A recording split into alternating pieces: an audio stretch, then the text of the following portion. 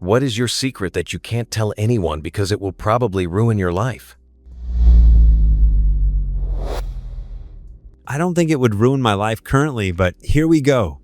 When I was a kid in elementary, I was molested by one of the tutors at my school and said nothing happened when confronted about it by school officials. I had a lot of problems with learning when I was growing up, so I often needed extra help. The elementary school had people come in as tutors for kids, and we'd all get like an hour once a week to catch up on things we didn't understand in class. My tutor there was this young guy, and at first, I thought he was one of the coolest people I could ever meet. He would tell stories about going on cool hiking trips, scuba diving, and even running in a marathon. He'd bring snacks all the time, and once even brought me a diary of a wimpy kid book, and I couldn't help but look up to him. Things got weird after a few weeks, and it started with him becoming super touchy, but I didn't mind. I looked at him like a cool older brother. It eventually got to the point where I knew it wasn't normal, and I began to feel awful when I was around him. He would tell me to give him massages because his body hurt, and my touch would help him. To make everything short and nondescript, I touched places a child definitely should not touch.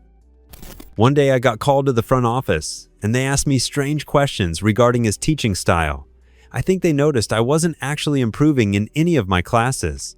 The next day I was called in again, but he was there too. Essentially, they were confronting me about not getting better at reading or basic mathematics. His demeanor changed in this setting. He told them I wasn't trying hard enough and that I might have a disorder like ADHD. I didn't look at him the entire time, and I felt like crying because I was disappointing the adults in my life. They even talked about telling my mom. After he left, I think the counselor noticed how weird I was and asked me if Mr. Insert last name treated me badly or did things adults shouldn't do. I lied immediately, without thought in my head. If I told them then, I'd get in trouble too, or they would have thought I was gay. She took my word and I left. The next week, when I saw him again, he was an entirely different person. He was much quieter and passive-aggressive. In fact, he pretended he barely knew me when he had been tutoring me for almost the entire year. After that year, he switched schools, and I never saw him again. No one knows what happened, and I was convinced my family members would call me gay if I told them, or even punish me for letting something like that happen. I didn't have the greatest childhood. We were struggling, and I had no father, so I didn't have the luxury of a decent male figure in my life. I'm currently in therapy, and I'm contemplating telling my therapist because I'm having some issues with my sexuality, and I'm not coping in the safest ways. But I still feel bad because I really did think he was the coolest man I've ever met in my childhood, despite what happened. I'm 40, and my parents have no idea that I never actually graduated college. I went for almost 6 years, and never felt like I really knew what I was doing. School wasn't necessarily hard for me, but I just couldn't bring myself to focus or be dedicated to it.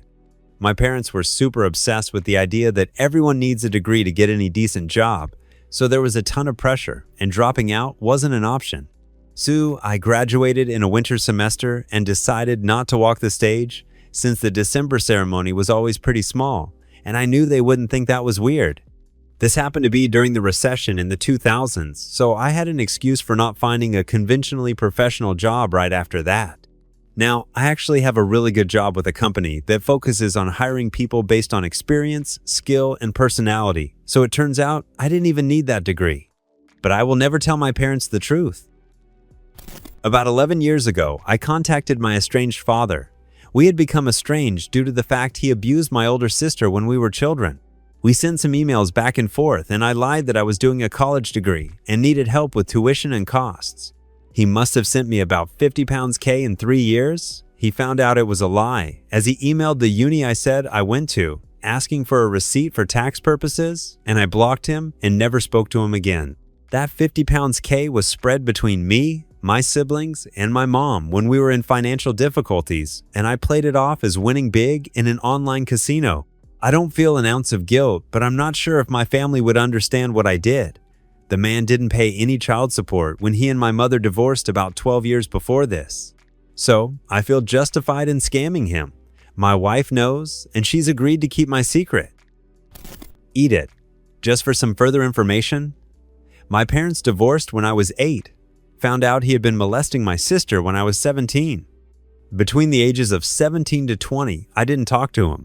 Started scamming him at 20 all the way to age 24. I actually did go to uni the year after he found out and now work as a lab tech. That 50 pounds K brought us out of poverty and gave my mom the breathing space necessary to find a better job and move us to a nicer area of the town that I used to live in.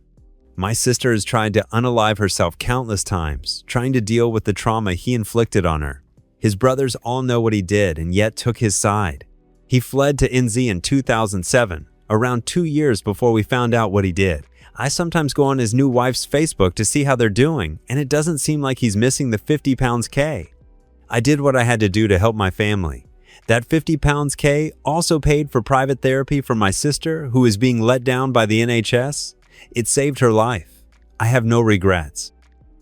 Working in Spain on a restaurant, bar on the beach, there was a regular that kind of looked like someone that was theoretically dead. The dead guy was a South American cartel boss that commits suicide by blasting his face with a shotgun, so he was recognized by his shoes.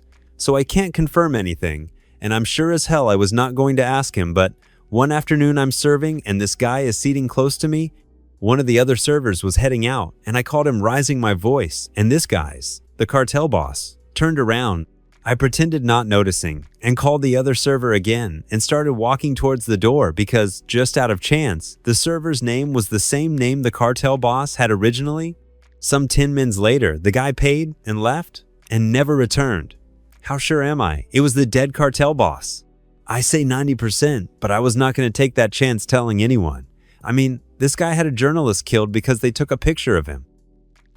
I bullied a kid in 2nd grade because he was mean to me one time. Like every day bullied him, went out of my way to make his life suck, got my friends to join in with me.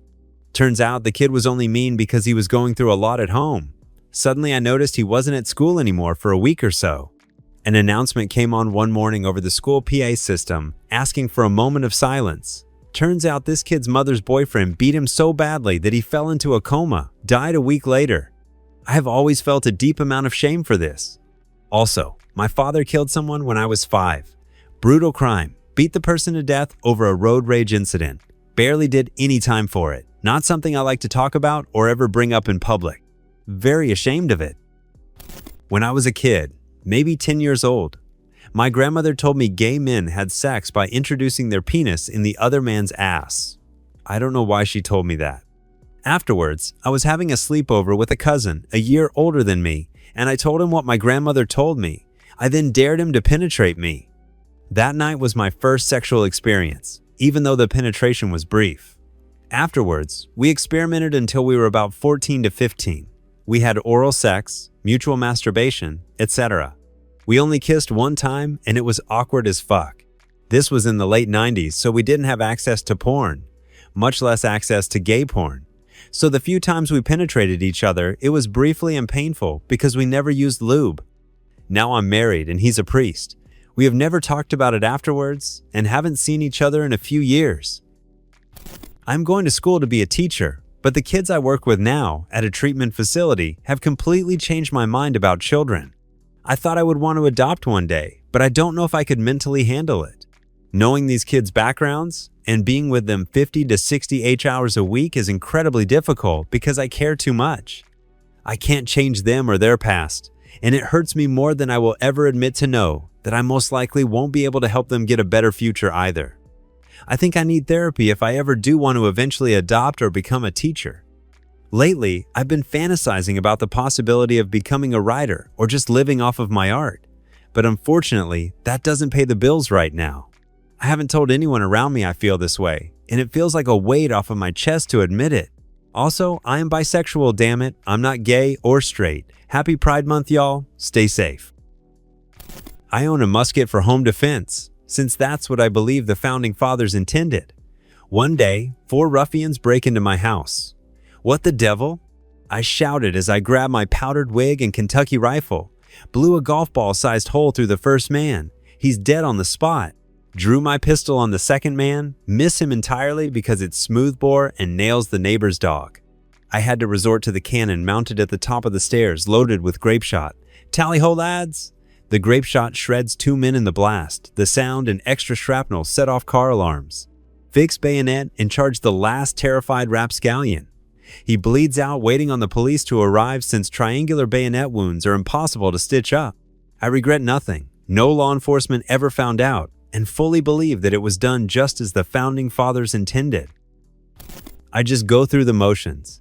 Everyone thinks I'm so hardworking and I don't get ahead because I have terrible luck, but I can barely force myself to keep going most days. I'm just so fucking tired. I don't enjoy anything. I don't want to do anything. I just do things because I have to and it's expected of me. I even have a burgeoning business, but it's never going to go anywhere because I just don't have any drive. Hell, the business started by accident. People wanted to pay me to make stuff for them, so I did, just because it was expected of me. The only thing that keeps me going is an overwhelming sense of responsibility. I have to keep going, not because I want to, but because I have to. I find no joy in anything. I have no motivation beyond doing what I have to. Honestly, if I didn't have responsibilities, I would likely just lay in bed and starve to death. Thank you for watching. Check out other videos.